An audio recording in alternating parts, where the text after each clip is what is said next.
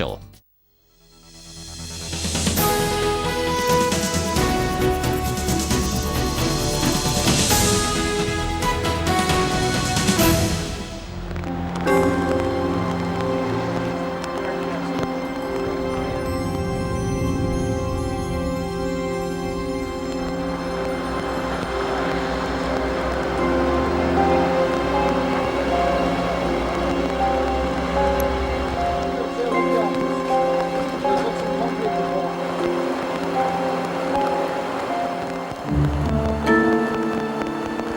The rain continues to fall and the river level continues to rise. It looks like it's going to be a worrying night for residents and business owners.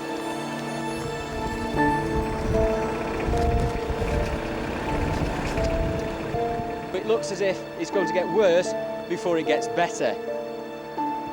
Wind and rain in January. It's the common currency of our winter. This, though, was different. This would stay in our memories for a long, long time.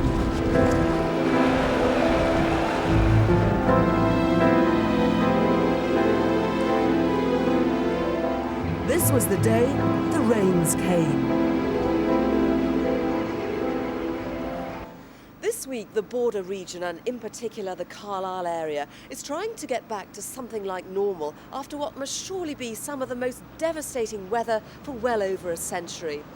From Cairn Ryan to Kelso, from Dumfries down to Kendal, from the Isle of Man across to Whitehaven, Keswick and Appleby, wind and rain wreaked havoc on people and places. But our communities responded with fortitude and with friendship. They came together to help each other through the long days and the cold nights. Carlisle was at the eye of the storm. Our reporter Nick Martin was one of those who covered the devastating events. The rain fell during the night. It did so with immense force. It was ferocious, rapid, unrelenting. The events of the next 48 hours would end in 3 deaths, 100,000 homes without power, a disaster for Carlisle. It was horrendous. It was rushing down each street, and this was just like the main river called you. We've had to break in and lift all the furniture off the floor. Without this roundabout, the whole city's closed. It's the worst it's ever been. From Saturday morning to Sunday evening, we filmed some incredible scenes. In the air, on the ground, in boats, and in homes ruined by the water. You just don't know where to start. Don't you? By daybreak on Saturday, the extent of the flooding was clear. It was a city underwater. The centre was a washout. The police and fire stations had to be evacuated. This is Warwick Road from the air. Just one street, but a street which showed courage, spirit and determination. Qualities repeated across the whole region. It was also the place where 2 elderly women drowned. This is how the story unfolded. Well, heavy rain overnight has certainly taken its toll on one of Carlisle's busiest roads. This is Warwick Road. Normally about now it would be teeming with traffic from top to bottom. Of course it's not today, it's almost completely flooded. You can see bad news this afternoon is that water levels are due to rise. The Environment Agency says that at high water at 3 o'clock, that's when we could see the real problems occurring. The police... Well, this is a remarkable sight. It's not every day that you see a rowing boat on Warwick Road, but that is all that the emergency services and members of the public can do to aid this evacuation exercise. It was the Great Escape, young and old being ferried to safety. It was also a day where the community was brought together. Well, it's quite upsetting really, because it's like you can see I'm up to 5 foot of water in my house, but just get on with it. It's just flooded right in the house, the whole house. It's like coming up through the floorboards, so we thought we'd better get out. Boats and dinghies were brought in to help. They sailed up the road to help those trapped in their homes. The evacuation continues the Royal Navy and the RAF have been drafted in to bring people out of their homes because they've now become stranded.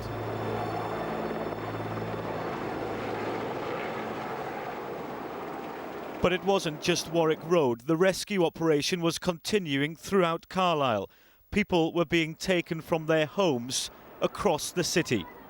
An RAF helicopter helped rescue a 3-year-old baby, who, along with his parents, were eventually taken to safety by boat.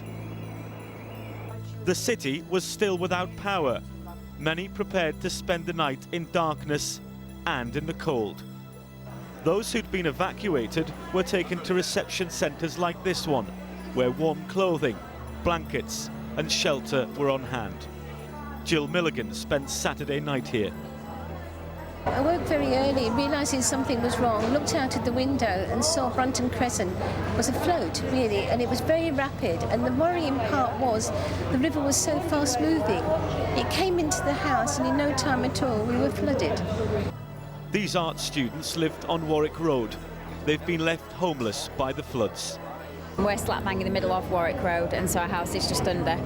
Everything's gone, it was coming up through the floor. It was just quite scary seeing the water just keep creeping up the steps inside our house. You know, it's only times like this when the true characters come out and you see people's real selves and the good souls kind of come out from the woodwork. These reception centres were kept running by the sheer dedication of the volunteers. The Red Cross, Salvation Army and the Women's Royal Volunteer Service. They all responded to the call for help. On Sunday, the floods had left their mark on the city. Much of Carlisle, though, was still without power, and mobile telephone lines were down. A wartime spirit surfaced as shops remained open to serve local people, and morale was still high, despite the events of the past 24 hours. For the emergency services, it was a mammoth task. Without a station, they were forced to set up a command and control centre in the city. It was busy times, the busiest they've known for many years. Never did I expect to see this type of scale of flooding and damage in a place like Carlisle. The Carlisle Floods of 2005 devastated this city. It was the weekend when many people's lives were completely washed away. Nick Martin reporting on how Carlisle and its people coped with the disaster. And while the city suffered the most, other parts of the region were hit as well.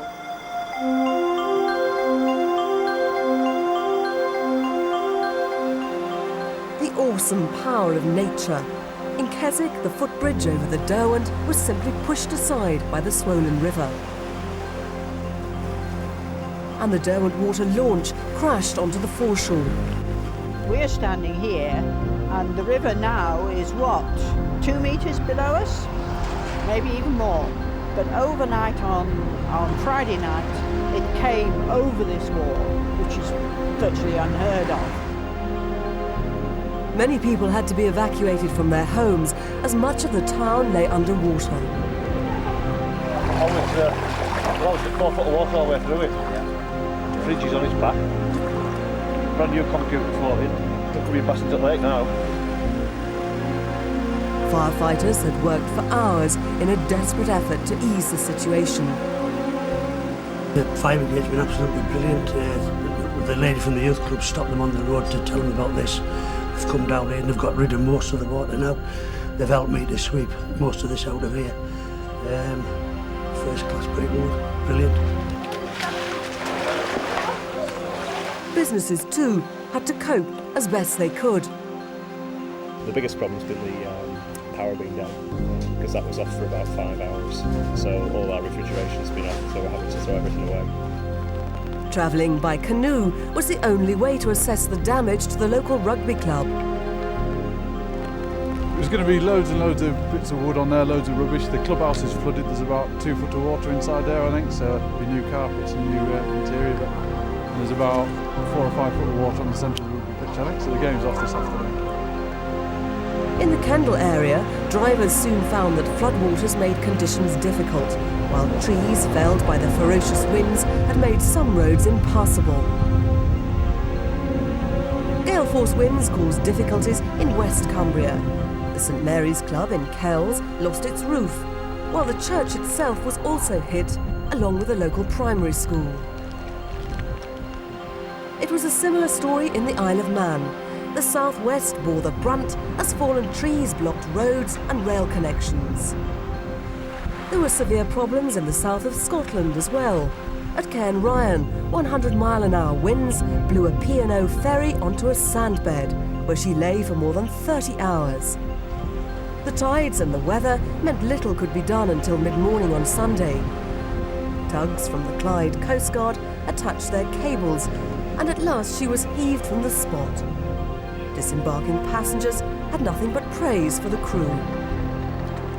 The captain came down himself, the first officer and the captain came around and explained everything to everybody and said we were waiting for help to come and pull us off and that would be it, you know. But there was no panic, everybody just sat and that was it. And once again, people in the White Sands area of Dumfries had to cope with flooding as the River Nith surged through the town. And in the Borders, the Tweed burst its banks, leading to scenes like this around Kelso, where livestock were drowned and cars engulfed. All across the region, people will remember the January floods. In part 2, why did it happen, and how did we cope in the grim aftermath?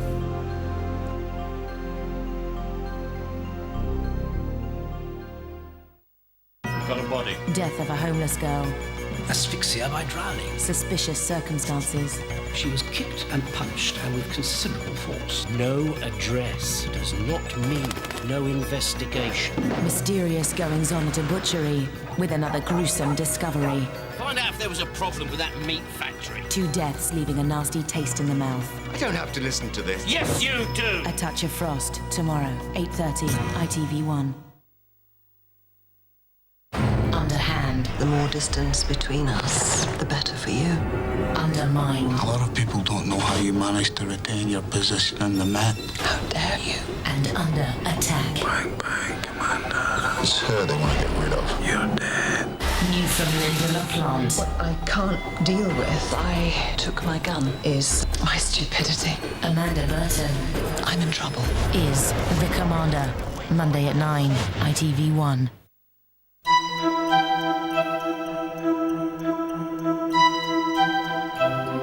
The January floods engulfed Carlisle and caused havoc further afield, and as the waters subsided, people had to face up to what had happened to their homes.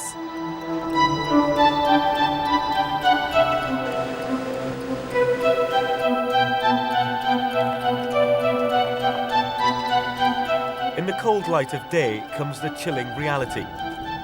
It's heartbreaking. Homes wrecked, possessions ruined. When the waters subsided, this was the scene in Carlisle, as people began to return to their homes.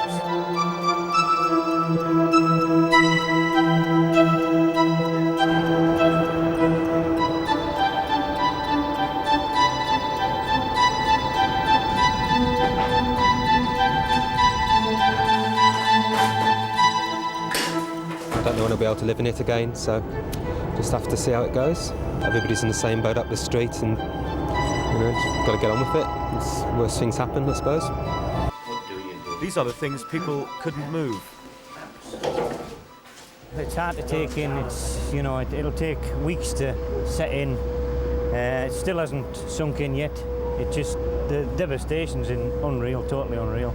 Just a cry, basically a cry. You just couldn't do anything else. It's a nightmare. That's come real. Basically, the floorboards coming up in places. There's 4 foot of water still lying under the floorboards. Water has come up to the height of the dado rails, as you can see. Silt, mess, stink, it's been all left with it. Everything's ruined totally. It could be months before some of these houses are lived in, but amid the heartache were tales of rescue and endeavour. I've got 3 trail hounds which woke us in the morning for it. On Saturday morning at 3 o'clock in the morning it was barking, and they had to swim out the kennels in the back, so they swam up Warwick Road. We had them on the lead, and the younger son had the pup on his shoulders, and it was chest height as we got up London Road have got. Cleaning out the garage there, a couple of people around here, so we come out, there's a lot of fish swimming in there. We found it in here. What sort of fish was it? I think it's a lot of carp, I'm not sure, so we've just called it Nemo. And it came out of this? Yeah, we found it was just swimming in there, so it must have been in there since Saturday. That's it.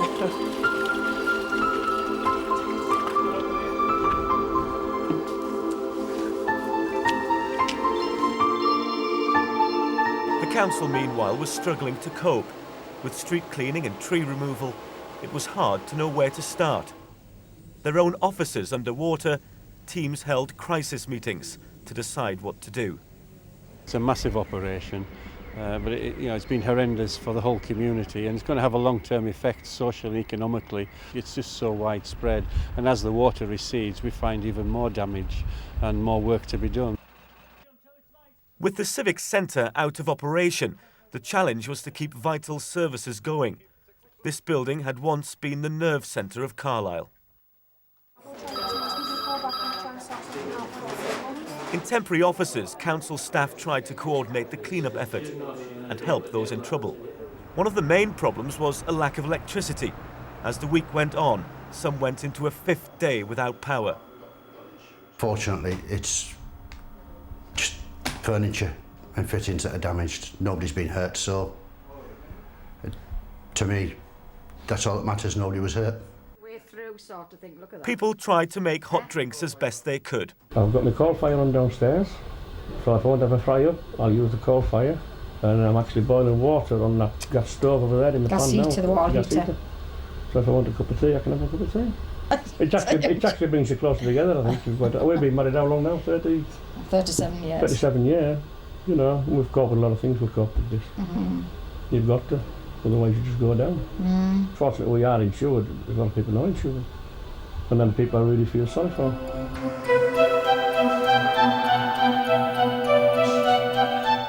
Absolutely devastated. Lost everything.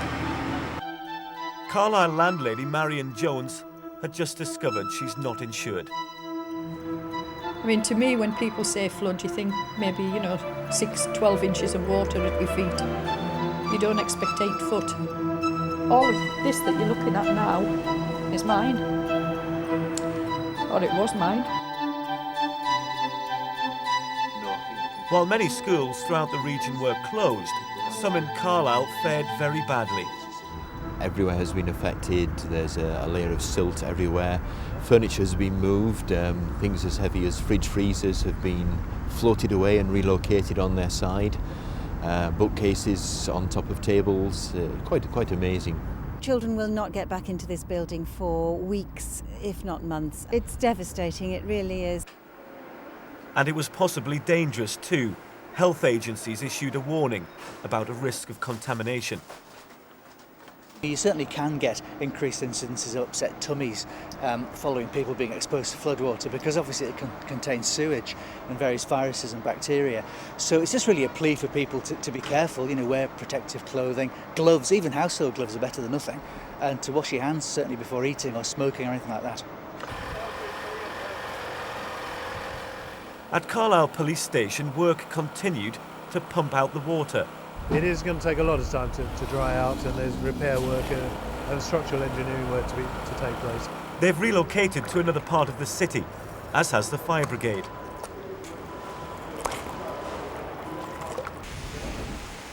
Trains were cancelled as engineers checked local bridges. Roads were tree and mud strewn. As the clean-up continued, police warned of looting in the city. But to be honest, it's in the minority, it's not the majority of people. The majority of people at Carlisle have been absolutely fantastic. There's been a despicable few, and I'm sure I feel the same way as the vast majority of the population about there. In the aftermath, people struggled to put on a brave face. Back near Warwick Road, Maisie Hall prepared to spend another night without power, undaunted and full of praise for her neighbours. The generosity has been wonderful, wonderful. We've had the kind of Dunkirk spirit that Britain's famous for. The question remains, why did it happen? And what can be done to stop anything of this magnitude happening again?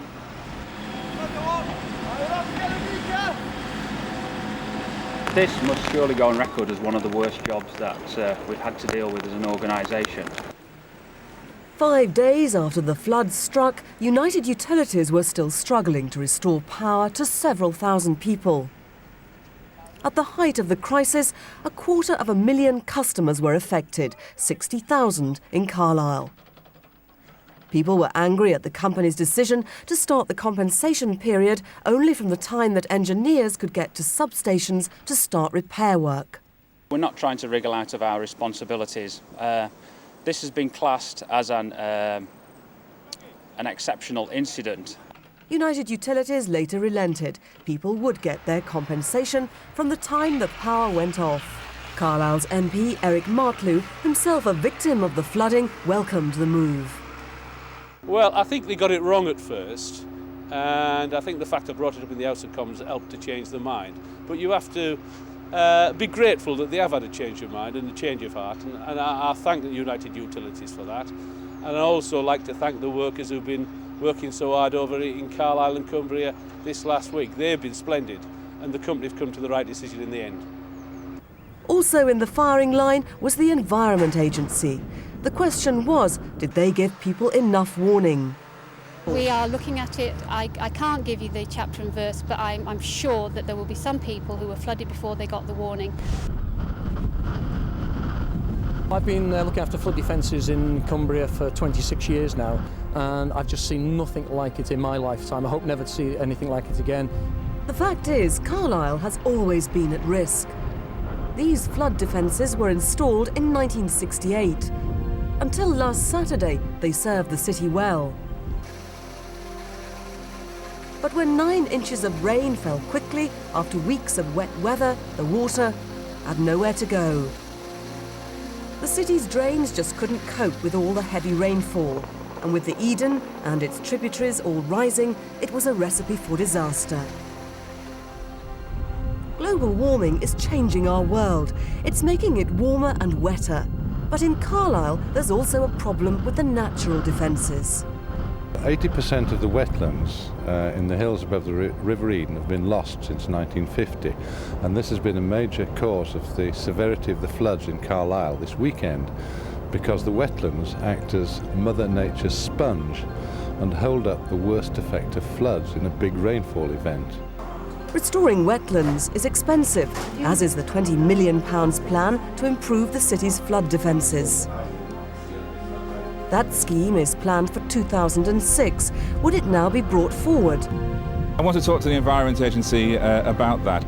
The public consultation is quite well advanced on the actual scheme, but I do want to talk to the agency to see whether there's anything that we can do to bring that forward. Meanwhile, they're still planning to build on these floodplains. It's a calculated risk. The whole of Holland is below sea level. In Carlisle? In Carlisle. Will you be building more properties which you know are in floodplains in Carlisle? We may well be, yes. Tomorrow, Prince Charles is due to visit Carlisle. He'll speak to flood victims and see for himself the recovery work that's underway. He, like the rest of us, may find that there are still many more questions than answers. Good night.